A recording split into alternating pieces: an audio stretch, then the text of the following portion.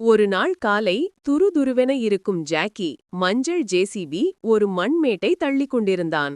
இன்னும் கொஞ்சம், இந்த மண் எல்லாம் சமமானால் இங்கே ஒரு அழகான பூங்கா கட்டலாம் என்று உற்சாகமாக கூறினான். அப்போது டர் டர் டர் என்ற பெரிய சத்தத்துடன் வலிமையான ஆனால் பொறுமையாக சிந்திக்கும் லாரன்ஸ் அங்கே வந்தது.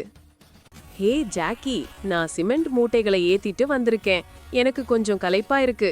இதை நீதான் சமன் செய்யணும் என்று சோர்வான குரலில் லாரன்ஸ் சொல்ல, கவலைப்படாதே லாரன்ஸ், ஒரு கை பார்ப்போம் என்று சிரிப்புடன் ஜாக்கி வேலையை முடித்தான்.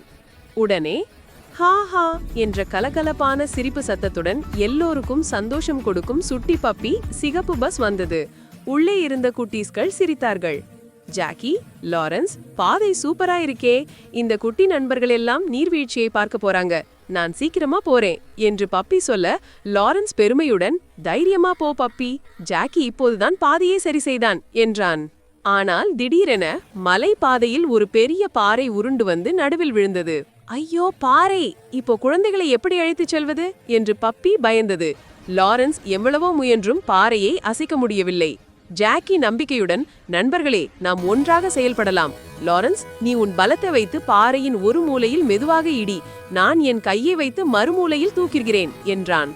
புஷூ மற்றும் கிரீங் என்ற சத்தத்துடன் இருவரும் ஒன்றாக சேர்ந்து வேலை செய்ததால் பெரிய பாறை ஓரமாக விலகியது.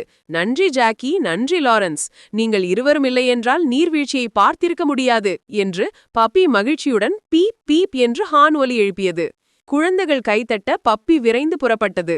நண்பர்களே, நாம் ஒன்றாக சேர்ந்து வேலை செய்தால் எவ்வளவு பெரிய சவாலையும் சமாளிக்கலாம், சரியா என்று ஜாக்கி உற்சாகமாக